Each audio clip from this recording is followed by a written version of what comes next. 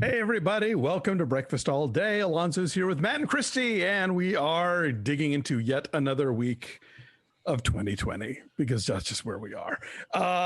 What do we got, Christy? When last we spoke, we did not have a president. This is true. But I have gone to East Philly at Four Seasons Total Landscaping. For those of you listening to the podcast who can't see Matt's Zoom background, he is indeed in front of the ill-fated Four Seasons Total Landscape, where the president's free lawyer, Rudy Giuliani, was trying to do a news conference for some reason.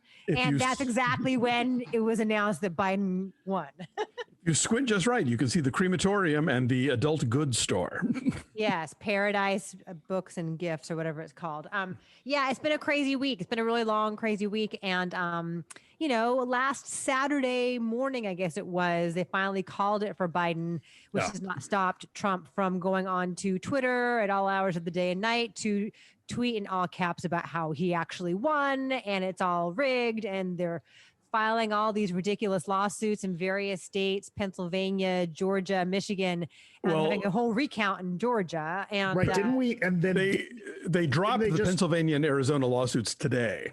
Well, right, but I believe they also just formally called Arizona finally this morning, right? Last night they called Arizona for Biden. So it's been a wild week. I mean, the person, the very ordinarily low key administrator within the government who would sign the paperwork to begin the transition will not do that because she is a Trump loyalist. The thing that should just be like a no-brainer rubber stamp to allow things to move peacefully and smoothly is not happening.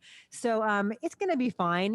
Privately, people are saying to Trump, we got to baby step our way toward acceptance. Publicly, they're looking for jobs and can't find them. So this time he'll pee on the bed himself. So it's like 68 days now that we are from the inauguration, and there are all these various scenarios as far as will he ever concede? Will he attend the inauguration?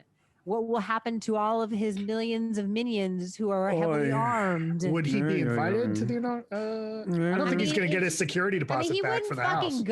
He wouldn't go. And Biden does not need a tour of the White House. Clearly, he's spent 8 years there. But the whole formality and the ceremony that signals to the rest of the world that we are a peaceful nation. The smooth transition of power. It's just not happening at this point. How do you guys feel about things right now? We're still in flux somewhat. Yeah, well, I mean, none of this is surprising. You knew he was not going to be he was not going to start suddenly being classy about anything now when he has never been in his whole life. So everybody knew this was going to happen. It's just a question of the systems around him doing what they're supposed to do. So you have the Department of Homeland Security saying, actually, no, this was a completely secure election. In fact, one of the most secure ever because so much of it happened, by mail and whatnot. And so I think, yes, he's going to keep pitching a fit, but as long as there are enough adults in the room around him, ideally, then it doesn't matter. The thing I'm happiest about is that Biden has already announced his COVID team, and it includes Dr. Bright, who is the guy in the documentary that we reviewed, Totally Under Control, who was the one person who knew this was going to happen and who was suggesting the right stuff all along. So I take comfort in that. The whistleblower, Dr. Eric Bright. Yeah. Dr. Rick Bright. Matt, your thoughts? Number one, I'm particularly happy that Rush Limbaugh is still alive to see all this. That makes me very happy. It's, I mean, can we talk about the Four Seasons thing? Because that was let's explain fucking hilarious. Okay, so Matt explain what it is. Explain it. So, God only knows if we'll ever find out what really happened here, right? But initially, Trump tweets out big press conference at the Four Seasons, and then that tweet gets deleted, and then he says big press conference at Four Seasons Total Landscaping, which then everyone on Twitter's like, what? Sorry, what? What the fuck is that? The press pool, because there's, the pool of reporters that follow the president around and are on the White House beat. And they're always around to do cover whatever announcements or activities happen. They all go over there, and a bunch of them are like, this is a joke, right? and a few of them start to leave, but sure enough, there a banner goes out in the back. This is the back. This is not the front door. This is the back door. Banner gets hung on this nice white door here, and Rudy comes out and starts talking about how they're going to keep fighting and it's not over yet. And then the best part is, so amongst the really good parts, the official Twitter account for the Four Seasons in Philadelphia says, no, the press conference isn't here. Mm-hmm. It's at Total Landscaping, no relation. Mm-hmm. Somebody, among other things, somebody at that landscaping company picked up the phone and said, yeah, okay, sure, come on over. We'll figure out a podium. I guess, yeah. All right, man, come on. But like the owners of Four Seasons Total Landscaping are not Trump people. They're apolitical. It's not like here's a Trump person who wants to provide space for a news conference. It's like, was it a mistake? Right. And then they had to like backpedal and make it seem right. Right. So it's almost like this whole thing about them ending up there would be, and I'm not the first one to say this. So many people have said this. This is such a storyline out of Veep, right? Totally. But then Veeping. And a metaphor. But then the thing that would go over the top, and I think even the writers of Veep would say, no, that's too much, is that as Rudy is ranting, reporters start to tell him, oh, actually, it's been called, they called Pennsylvania already. And so now Biden's won. And he's like, what? Who said that? It's like, well, the networks, the news desk. Oh, the media's calling it. The media doesn't call the presidency. They don't decide it. The courts do. And it's like, no, the courts don't decide it. No. So to me, the icing on this insane cake is that this week, Four Seasons Total Landscaping is selling merch, and the proceeds from the merch are going to a queer therapy charity. So that's nice. The icing on the cake. When I saw that today, I was like, oh, that's awesome. So these are shirts that say like "Make America Rake Again." Yeah. Anyway, so it's all so strange, and yet it's not strange, and yet it's not. It makes sense in the world in which we live. And the thing that Trump is I guess taking solace in is that he's going to announce any day now that he plans to run again in 2024. So one of the things that this epic fiasco makes me really excited about is that this was a big public facing shitting of the bed for a press conference, right? Yeah. I can only imagine in the especially last year or 2 years, what kind of shit we have yet to hear about. That are like the stuff, like at this point, if you're an insider, if you're a White House aide or a staffer, at this point, after this, you kind of have license to make up anything and the public will believe it. Well, that's why I keep my concern about, like the Dems being centrist is like the next fascist we get is going to be far more competent. The next fascist we get is going to understand how things work and not just like, run things like a petulant 12-year-old. And, then we're really super fucked because these guys, the saving grace is that they're idiots. Well, the next fascist we get will be the old fascist. Meet the new fascist, same as the old fascist. There you go. Trump's going to run again, and he's raising money for a PAC that will help, allow pay him off his to bills. That, but also to provide money to candidates, people who have been loyal to him and amass his power and amass his adoration. Is any opportunity to get folks to worship him. He does. Sure, he says that. We know all that in pocket. Right. Like the kids' cancer charity, right? let him start a news network. Let him take over Newsmax. It's like how we could have we wouldn't have had to have dealt with George W. Bush if we just made him commissioner of baseball. Like let Trump be on TV all the time and he'll be perfectly happy. It's really all he's ever wanted. It's all he's wanted this whole entire time. Let him take over Parler. Yeah. Or as the kids are calling it these days, Only Clans. Anyway, so that has happened in the last week and it's still ever evolving, but I am feeling better by the day that it's going to be all right. I saw Yes. somebody send out a cartoon of, the thing with the dog, the house on fire. That's Yeah. Yes, the this fireman was the carrying cartoon him with no, this was a cartoon where the fire's gone and the dog's just sitting there going, "This is fine." And Oh, I was I so saw- happy for the dog. Somebody made a gif of this, like, it's a raging fire and the door flies open and a fireman comes out carrying the dog, like rescuing the dog from the. So either way it works. Very cute. Other news this week: Alex Trebek died. Yes.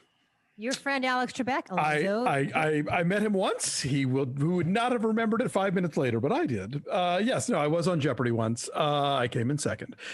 He was a legend in television and like did a lot of other game shows before the Jeopardy gig. I mean, he was on Card Sharks and a bunch of other stuff. Oft parodied, not only on Saturday Night Live, but also Eugene Levy used to do him back on SCTV on Half Wits and High Q. He was one of those broadcasting guys who was always real chill, and he has that kind of Regis Philbin, Walter Cronkite, like unflappability that sort of made him, have a career that spanned decades. And he enjoyed the Will Ferrell impersonation of him, and he appeared on, I think, the last Will Ferrell Jeopardy sketch. Oh, funny! Came out alongside him, and you also had Daryl Hammond there doing Sean Connery. Oh, there you go. That same sketch. It's out there in the YouTube somewhere. Amongst the clips that have been flying around, you had said, Alonso, the SCTV clip, but to us, but there's the one where it's one of the Celebrity Jeopardy weeks, and I don't remember what the answer was. I don't remember what the question was, but Stephen King says, "What are squirrels?" And as Trebek is saying, "Yes, that's right," you hear David Duchovny get next to him go, "What are squirrels?" It's just this really weird, surreal moment. And then the other one is, it's easy to find. There's like a 30-second clip of outtakes of Trebek doing promos, and he'll like blow the line or something, and it's hilarious because you get to hear him swear, and it's like, that shouldn't be funny, but it is. Oh, it's always Canadian swearing. Exactly. So that was very sad. We have other movie news for you. CinemaCon has been moved to August 23rd through 28th of next summer in Las Vegas, because that's where you want to be in late August. So I can confirm that you can go to, because it's normally in Vegas. The last time I went, it takes place in Caesars, and in the 4 or 5 days I was there, I did not leave Caesars once. I was going to say, and Caesars is air conditioned, so it'll probably be okay. Unless you're going to the pool, it's very easy to just never step foot outside once you arrive at your hotel in Las Vegas. Unlike I don't know if y'all were watching this current season of The Bachelorette, where usually it's a show that they shoot in the spring and air in the summer, but because of COVID and everything, they went up shooting in the summer and airing it now, and they shot it in the summer in Palm Springs. So they created their own NFL or NBA bubble, basically, at this one resort. But yeah, everybody's sweating buckets. What brain trust came up with that? Yeah. Britney Spears has lost her bid to have her dad removed from her conservatorship. That happened in court this past week. And that was put in place when she had her breakdown in 2007. And she says she will not perform again unless that changes. If her dad's in charge of her estate, she will not perform ever again. I don't blame her. 13 years seems a bit excessive. Yeah, I mean, does this change at all once like her two kids become legal adults? Do we think, or is it? I haven't been following this story enough, so I don't know what the details. No, Dad wants her money. I don't blame her for not being the golden goose if she's not going to get the full access to the rewards of it. Yes, you can follow all of this with the hashtag Free Britney. Leave Britney alone. So that happened. Also, Jeff Nichols is going to direct A Quiet Place 3. A Quiet Place 2 hasn't even come out yet. Okay. Jeff Nichols of Take Shelter and so many Midnight Special. Midnight Special. He's so good. He's so good at creating like that kind of quiet moody tension and sense of Sure. place. So he is an excellent choice for this. I'm curious. I didn't see this in the story about this, but as to why John Krasinski is handing that over, I don't know.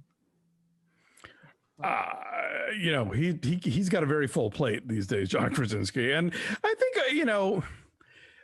I wonder if you launch a really successful franchise that isn't like something that's really super auteurist, like after 2, do you think, okay, I gotta jump off this boat or I'm going to be trapped here forever? I don't know. I'm just curious if that's what goes into it. A Quiet Place ad infinitum. Speaking of movies, so we keep looking to Wonder Woman 84, right? Because it's the movie that when everything else has fallen off the schedule or being sent to streaming or being pushed to next summer, Wonder Woman 84 has hung in there and supposedly was going to come out on Christmas Day.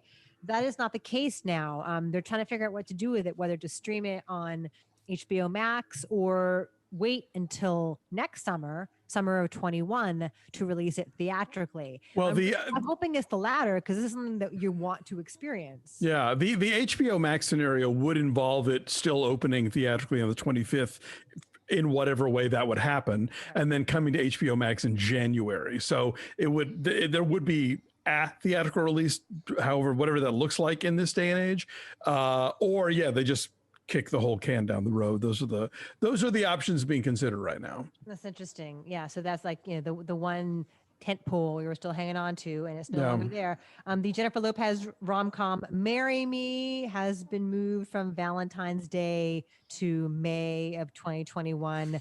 The new Jordan Peele movie has been announced, will be out in July of 2022. There are no details on that at all, but that makes sense because he likes to keep all that kind of stuff under wraps, and I appreciate that for him. And I'm sure he wouldn't want to compete with the Candyman that he produced that has been moved to 2021 at this point. So yes, Nia DaCosta's film. Yes, WandaVision will now be coming out in January of 2021. So we are going to have a whole year without any Marvel content. Is that what that means? Yes, the first since like 2010 or something. I forgot. I don't even know my dates anymore. But this year, right? This year is the year that we don't have one. Yeah, 2020. Since WandaVision's now moving. So now here's the thing, because I know that we had Agents of S.H.I.E.L.D., but nobody ever talked about Agents of S.H.I.E.L.D. on the big MCU chart the way that we're doing now. Is that a Disney Plus thing that we're like now counting the TV shows as part of the universe or what? So it's complicated, right? Because of the guy that was running Disney TV. And I can't remember his name off the top of my head, but that was the TV thing was his kingdom. And so although Agents of S.H.I.E.L.D. was a spinoff of the Avengers movies, and, for a couple seasons, it was in line with them. Like when Civil War happens, there's ramifications of that in Agents of S.H.I.E.L.D. But they kept doing their own thing. And, as the movies went on, Marvel TV seemed less and less interested in playing with the MCU. Now that Feige is in charge of the whole Megillah, there will be, shows, we're getting WandaVision, we're getting Falcon and Winter Soldier. Agents of S.H.I.E.L.D. is wrapped, so it's kind of a moot point. Gotcha. So, yeah, but it had to do with the internal politics at Marvel. And again, I can't remember this particular because I knew Agents of S.H.I.E.L.D., like certain movies would come out and they would have to acknowledge what we learned into this other thing, or even like the Netflix shows acknowledged the events of the Avengers had taken place, the Battle of New York or whatever, but they were always on the shelf, right? Speaking of Disney, California Adventure is opening its shopping and walking district on November 17th. Kind of like Downtown Disney already had been open. The California Adventure equivalent of that will also be open. Again, you still can't go to the theme parks. Right. But you can't go on the rides, but you can go and spend money on merch. You can buy mouse ears. Okay. I mean, if I was closer, I'd be going to Trader Sam's. I know Disneyland is still mad at the governor for like not letting them reopen, but like y'all come the fuck on. Like if you, this is a rant that I'm not going to go on right now, but like you look at all the hospitals who are like, we're packed again.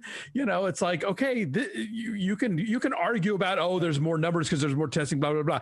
If the hospitals are packed, everybody stay the fuck home and knock it off, you know, but here we go again. Right. This is why we can't have nice things. Totally. I feel like, was it just yesterday we had 163,000 new cases? I believe so, Right? yes. Or 153, I think it was. It's a lot. I mean, Something it's insane, I mean, but the curve is like, it's like a ramp going straight up to the sky. It's crazy to see just how bad this is. It's exactly what Fauci said. Like, you know, it's going to get colder. The holidays are coming. Like, people, if you're listening to us, you guys, don't go see people for Thanksgiving. Don't fly, don't drive. It's these smaller gatherings of like 10 people getting together for like, you know, small family get-togethers, which is exactly what Thanksgiving is. That's what's going to spread it. That wedding in Maine, you know, have you ever heard this story? I think so, yeah. The wedding in Maine that resulted in like 170 something cases and 7 deaths, and the people who died weren't even at the wedding. Oh shit. The Okay. 7 people who died were just like minding their own business back at home and got it from somebody else. One of the moms on the PV parents page that I'm on Facebook posted a thing about, can you guys suggest any cool places to go, like a quick trip during our week off for Thanksgiving holiday, like within 4 hours or so? And everyone's like, yeah, your garage, right? It's called your backyard, and people are like, oh, Joshua Tree, Catalina, Ojai, like stay the fuck at home, don't go anywhere. It's maddening to me. Totally. It does not occur to me. Yeah, and no, I think, I mean, look, I'm missing Christmas this year, people, so you can do likewise. Well, you're still going to have it. You're going to have your tree in your house. And all. I'm going to have my tree in my house, and we're going to have people over to sit on the balcony at a distance from us and enjoy lovely friendship times from 12 feet apart and enjoy our brand new blow mold Santa. But like, you know, this was the year that I was going to go to Atlanta, and all of my, you know, my all 7 of us, my brothers and sisters, were going to get together, and that is not happening. And you know, like a lot is not happening, and I have barely left this apartment for the last 8 months. And if you are a frontline worker, doesn't have that choice in life and has to go out there every day and do your thing, bless you, and I wish you strength and all the PPE that you need and all the resources to back you up. But everybody else, stop it. Stay the fuck at home. Yes, we are getting we're getting takeout from our little neighborhood market that does like Thanksgiving meals. So we're nice. We're not going anywhere. We're not seeing anybody. Matt, what are you doing? Staying home. Yeah, staying home and playing video games. Same. I mean, I agree. Okay, what other news do I have for you? We should wrap in a little bit. We have to touch on this one thing though, which is one of our favorite topics of conversation, and that is this interview with Christopher Nolan, in which he doesn't understand, but other directors have complained to him about the sound mix in films. What did he call it? A radical sound mix, and other filmmakers are more conservative than he is about wanting to hear dialogue. Oh God! You think he does? He think he's Maya Deren? Like this is not. You are not making $100 million experimental film, Mr. Nolan. Come on. Oh yeah, just put a bunch of Varese music in it and don't have any dialogue that you can hear, and yet people still talk. You know what he should be doing? He should be making a live action Gerald McBoing Boing. There you go. That's it, right? Like that's, you know, you can't understand anything anyone says. It's just sound effects and loud. They open their mouth and car horns sound. Yeah. Exactly. Well, it's like I told Christy, I can't wait to watch this movie at home with the subtitles on. Yeah, you need that. So I do wonder though. On a really small screen. On your iPhone in the bathroom.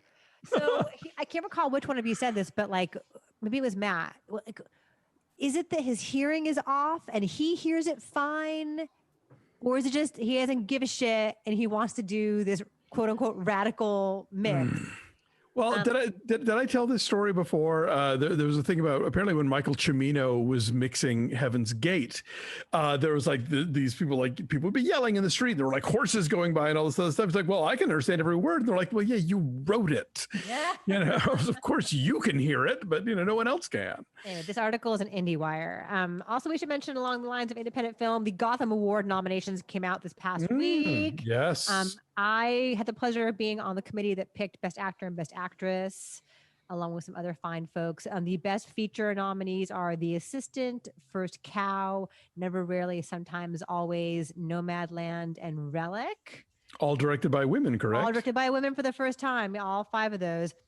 Best Actor is Riz All Ahmed. women. Oh, wait. Yeah, so best Riz Ahmed for Sound of Metal, which I cannot wait to talk about with you guys because it's so good. Chadwick Boseman in Ma Rainey's Black Bottom, Jude Law in The Nest, which we all loved, John Magaro in First Cow, which we all loved, and Jesse Plemons, and I'm Thinking of Ending Things, which we all loved. Best Actress is Nicole Bahari in Miss Juneteenth. Yay. Yeah, I'm so happy about that one. Jesse Buckley in I'm Thinking of Ending Things.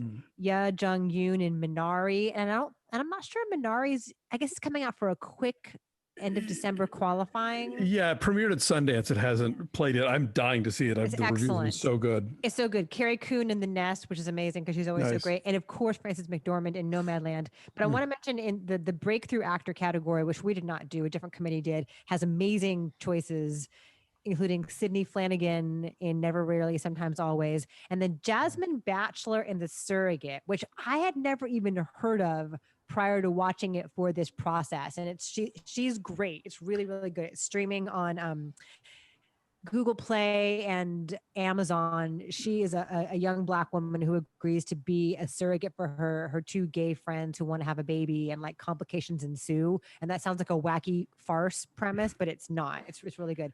I've heard great things. I need to catch up with that one. She's great. Kelly O'Sullivan in St. Francis, Orion Lee in First Cow, and Kingsley Benadir in One Night in Miami. He's Malcolm X in One Night in Miami. So anyway, some interesting choices there. The Gotham Awards. I mean, I guess they're going to try and do awards. They're going to do them, I guess, virtually. I mean, that's the way they should do them all, right? Yeah. So they are doing them January 11th. Usually it's a lot sooner than that. And then I can't wait for the Oscars virtual red carpet this year. Oh, hey, no love for driveways from the Gothams? Oh, they must have given. Did they nominate you bastards? Hong Chow or Brian Dennehy in the supporting category? There is no supporting at Gotham. Oh well. So that's the tricky thing with the Gotham is that some performances which might lend themselves to a supporting nomination elsewhere, there's no category. I was saying because I think Chadwick Boseman is being pushed elsewhere in supporting. It's always a tricky conversation to have. Anyway, yes. So that's good. And then Quibi ends on December 1st. So get you your quick bites in the next 2 weeks while you can. Quibinge, if you will. Bye. Oh, also really fast. Ken Spears, the co-creator of so many Scooby-Doo and Captain Caveman, etc., he died. Oh, age 82. Oh. Jabberjaw. He helped mold my childhood.